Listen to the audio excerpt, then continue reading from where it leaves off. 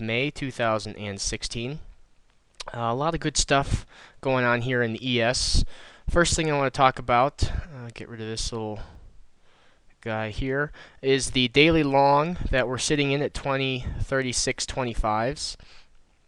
We have a ton of economic news coming out this week, and so while the long is holding down here with potential target at the 21, we'll call it the 2140 level, we are also still holding in that 50% short that was above us at about the 2075 level. And so that short came down and basically hit its target, and now we're just kind of trading right between those two. So I'm going to remove that drawing and use this swing high back here and then the major swing high up here as the failure point for the short.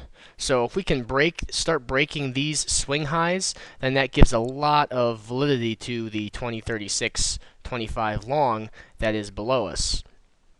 On Thursday, I talked about how we had come down into, let's see, actually that was Friday. We were trading down in shorts, and we were kind of down here at lows, and we broke a 15-minute. And so if I go back to the daily chart, what I was looking at on this move down on the daily chart, I was looking at the 5 and 15-minute chart as it was going down in short setups, 50% retracement shorts. I was looking for those shorts to break so that we could take a long setup. And we came down on Friday, almost touched again the 36.25s, and then today, still an inside bar. We haven't quite closed today, but nonetheless a bullish big body candle. It'll be very important if we can break the prior candle. And if I go to the extended, you can see how we touched in the overnight, and the candles are just about the same size. So if we go down to a smaller time frame, we were down in an extension short on Friday evening, and then we have essentially we pull from lows to lows because we didn't get a full 50% up here. So whenever you don't get a full 50% like that, when the move is just more of a bear flag or a bull flag, you can pull from lows to lows to give you the next setup, more of a extra bullish or extra bearish setup. And then, so we came down to the 2036.25s, and I wanted to, rather than just place a limit order down here, I wanted to look for the next long setup. So it would be the first long setup following the daily long. And the way to do that is to draw from lows to highs. Didn't get a pullback yet, so pull to the next highs. And you can see that early in the morning, we got a pullback, a double bottom, double test of the 15-minute. And we've started to move higher.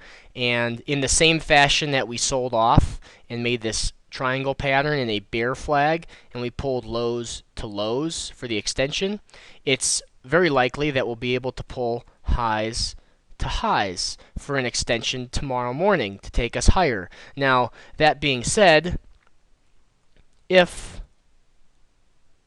we don't get above Friday's high here, so that high is 63.50s, trading hours only, we're still in an inside day, and we could still certainly sell off. So the major point for the low is not much far below us.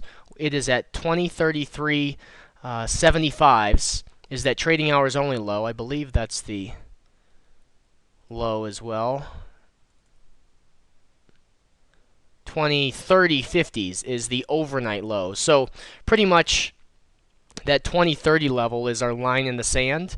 And so tomorrow we have consumer price index, housing starts, industrial production, very big, fairly big market movers. Wednesday, the FOMC minutes.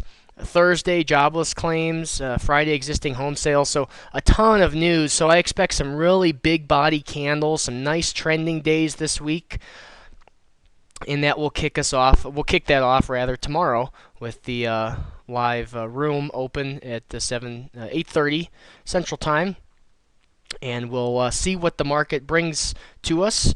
Ideally, a nice clean move higher would be certainly an easy way to trade. But as we've seen back here with the sideways consolidation, there's a very strong possibility that we could kind of bounce back and forth between these highs and these lows. But we've got our line in the sand, the prior swing high and the prior swing low, and if those break, then we're going to want to trade very strongly in that direction of the break, especially with lows. If we come down back here and start taking out some of these swing lows, that would be a very bearish sign, and it's potential that we could come all the way back to a 1950s. So we'll be looking at those areas tomorrow in the live trading room. If you have questions, shoot me an email, tim@eMoneyMind, and we will talk to you soon.